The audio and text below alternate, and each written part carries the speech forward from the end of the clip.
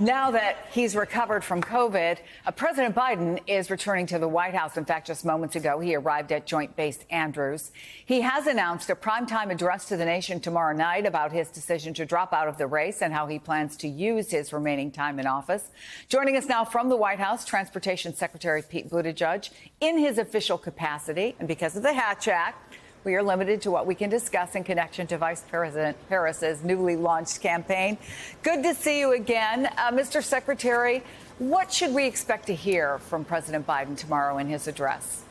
Well, I think we're going to hear the president speak from the heart, and we are going to see an extraordinary leader, somebody whose record has already earned him a place among the most consequential modern American presidents, but also somebody who's made an extraordinary decision. I think even now it is really difficult to grasp how rare, how enormous, and how selfless it is for somebody who is in a position like the American presidency to relinquish a nomination because he believes that's the right thing for the country.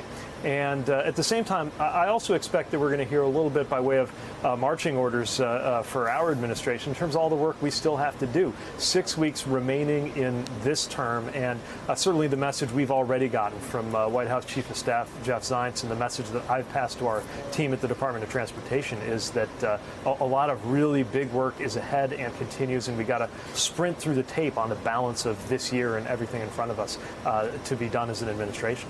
Whenever it's a campaign with only 6 months left, you're always in the heat, right, of a either election or re-election season. This one is unique.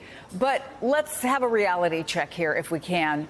And what are the top goals that maybe actually could be accomplished? Are there any big goals that realistically can be accomplished, given that we're in a campaign season and given that the makeup of Congress has not changed? Absolutely. I think a lot of it is implementing and delivering on what President Biden set in motion from day one. And a great example of that, of course, is what we're doing on the infrastructure front. You know, we spent that whole first year just getting President Biden's bill through Congress. Now the money is flowing. I've been to more and more construction sites. I've gotten dust on my shoes in the last few weeks from sites everywhere from North Carolina to Pennsylvania to Long Beach on everything from port improvements to airport improvements to highways, bridges, and everything in between. Some of that is actually, I think, some of the best parts of this term are yet to come, because the months ahead will see more and more construction starts, more and more people in these good-paying jobs. So, you know, that's one example of something where we've got a lot of work still ahead. Another is consumer protection. President Biden's been so focused on lowering costs for consumers on everything from health care to credit card fees. Big part of that has been passenger protections, some regulations and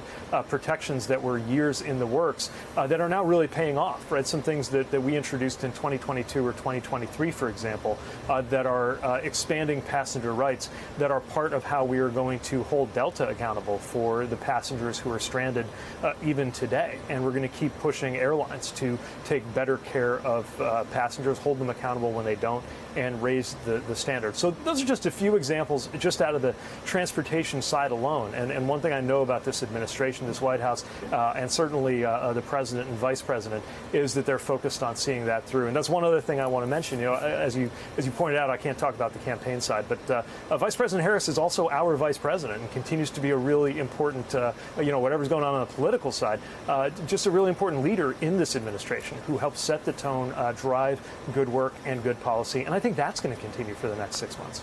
So let's talk about the near term, if we can, since you brought up Delta. Your department has now opened an investigation into the airline because of those travel disruptions.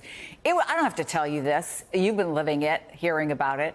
This has been a nightmare that has persisted since that global IT outage. Where are we with this, and where are we with saying, you know what, we're not going to let this happen again? We launched an investigation today because what we've seen is a very different pattern from Delta than the other airlines. Look, the entire global economy was affected on Friday, and that certainly included airlines around the country and around the world. But most of those airlines recovered and got back to normal within a couple of days. Delta, on the other hand, still not back to normal as of today. We have received about 3,000 complaints from passengers. Last I checked, more than 400 flights have been impacted, and hundreds of thousands, 100 flights have been canceled, I should say. and hundreds of thousands of passengers impacted. That is unacceptable, and we're concerned both about the delays and cancels and about how hard it has been to get somebody on the phone. We launched really a new era of enforcement with the action that we took against Southwest, $140 million, which was a record penalty designed to send a message to industry and to get accountability and some compensation for passengers. Of course, I can't prejudge an investigation that's just started today on the Delta side, but I will say that same high standard that we've set is going to guide us from now on. Transportation Secretary Pete Buttigieg, thank you. Good to see you again.